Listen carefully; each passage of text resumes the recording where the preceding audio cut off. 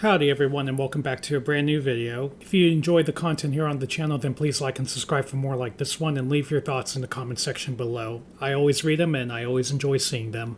I want to start by being very clear about something. Working in IT support is not the glamorous laid-back career social media made it look like in the early 2020s. This job can be very stressful, very fast-paced, and mentally draining, and especially sometimes overwhelming. You can do everything right and still get called out for one small mistake. Often people who don't know the full context too.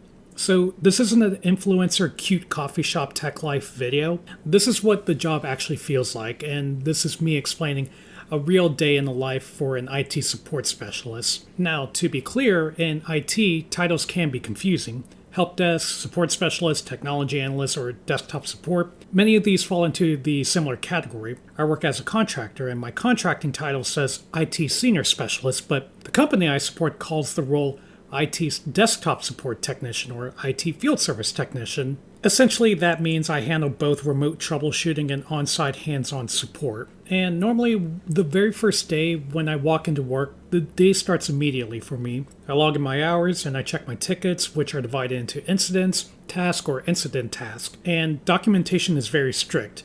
Every single day, tickets must be updated with notes. So I organize my work based on priority and how close a ticket is to breaching its SLA or service level agreement. And a breach means the allowed time to resolve it has pretty much ran out. Now, one breach won't destroy you, but multiple breaches are a red flag and leadership will ask questions. So I try to make sure that I'm very consistent with my ticket resolutions for these SLA agreements. Once that first part is done, which I would say takes me about 20 or 30 minutes, because sometimes depending on the amount of tickets I have, it might take me 5 minutes per writing each documentation for tickets, and I may have 5 or 7 tickets just to write down. Again, that takes roughly around 20 minutes or so.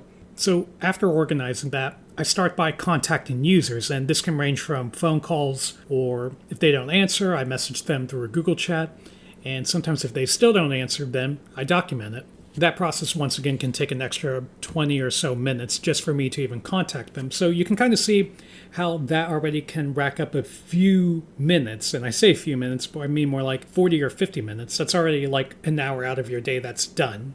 Sometimes it's quicker and sometimes it's not. It just depends. Now, the reason why I have and I want to document everything that I try to do whenever trying to reach out to these people is because if you don't document every single attempt, like your calls, your chats, or emails, and the user later says, IT never helped me, then the blame falls on you. And the stress multiplies because the environment I support is healthcare, so doctors and nurses are always busy with patients. Getting a hold of them is difficult, but their problems are very urgent as well. So from their perspective, they put in a ticket and expect magic. But sometimes their laptop has a failing hard drive, a broken fan, or hardware that physically needs replacing. That requires on-site support, which means being timed and still juggling other tickets while also trying to make sure your tickets are not breached through SLAs. And yes, some quick stories I actually do have, which are I sometimes do actually have to physically gown up in an operating room in order to configure or fix a desktop that isn't working. It's kind of interesting, and it's kind of one of those cool stories that you tell, but it's also one of those where it can still be pretty stressful environments because you know that the pressure is on and that they need that operating room up and running so that way they can bring in the next patient. But yeah, the actual work ranges widely. I deal with Active Directory lockouts, trust domain issues, imaging computers, installing applications, configuring setups, and even acting as the eyes for the networking team. Something simple like my monitor won't turn on can end up being a docking station driver issue. A tablet not connecting to the Wi-Fi might require bringing it back to the IT office, hardwiring it, and updating the drivers, etc., etc. It's constant troubleshooting, not just telling people, well, did you just reboot the device? I'm not saying that fixes all the problems. In fact, I would say maybe 5% it's fix problems, but not all the time. Anywho, that can also take around, an hour because you actually have to physically go on site to ask them questions, make sure that, they're operational, and if everything is all set, if you even do solve the issue at that point. Now, it's also not just handling tickets. We also handle deployments and projects. And one of these I've worked on is deploying hospital communication phones for nurses and doctors. There's also device refresh cycles, which means replacing old laptops. But the problem is asset tracking isn't always perfect. So you end up digging through systems, logs or even using PowerShell scripts to figure out who had that device and where that device is even located. So if your technical skills don't grow, then you fall behind very fast, and these environments are very tough on skill gaps. Another major pressure is process.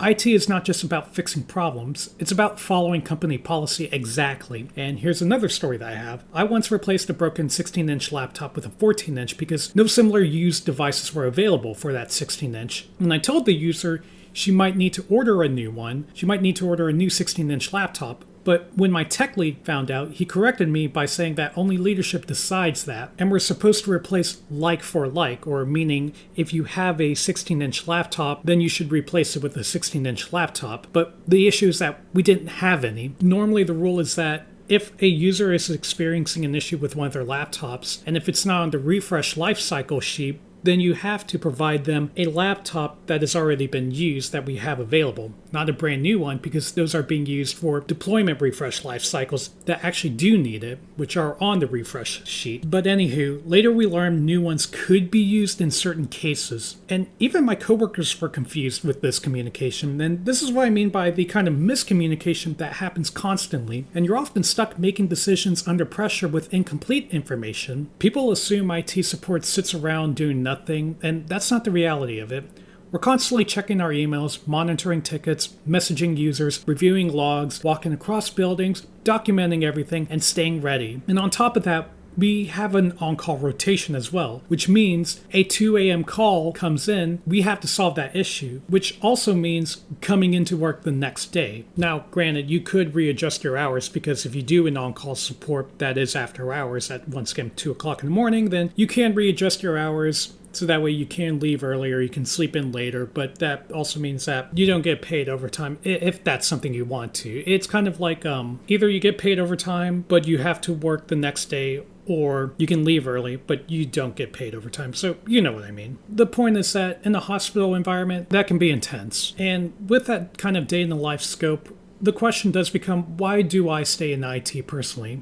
And that's because I understand how stressful technology problems feel for people. I talk to the users like human beings, and they just want their issue fixed so that way they can get their job done, go home, and see their family, which I relate to a lot as well. And yes, it's stressful, but solving problems on my own makes the work feel meaningful. I choose this role because I had a story, and the story that I preach is I knew nothing about technology. I know how frustrating, scary, and unusual it can be for a lot of us, and I took that same approach not only with IT, but anything I learn. If you learn something and teach it to someone else, you gain a better understanding of the topic and feel accomplished knowing your insights were valuable. The influencer version of tech life that exploded back in 2021 and 2022, sleeping during meetings or going grocery shopping during work hours, that's not what on-site IT support looks like. Those conditions faded away because people abuse them, and now expectations are stricter. Higher level remote roles exist, but they come with a heavy responsibility, not just freedom to disappear. And even if you do get that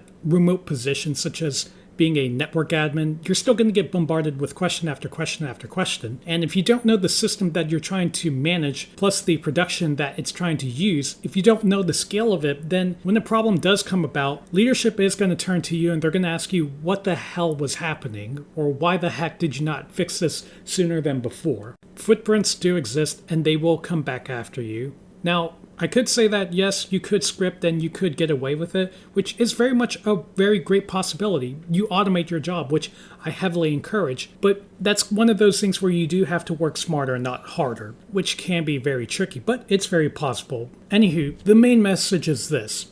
Don't choose IT or any career because it looks easier or pays well. Choose it because you believe in the learning process, the growth, and helping people. The job won't always be fun, but the meaning comes from solving problems and improving over time. That's the real day in IT support. With all that said, if you enjoyed the content of this channel, then please like and subscribe for more like this one. Leave your thoughts in the comments section below. I definitely read them all. And be sure to remember to donate as well if you can. It definitely does help the mission of what I'm trying to accomplish. Everything does count. This is Sky High Ken signing out, and I'll see everyone in the next video. I love you all. Take care. Bye-bye.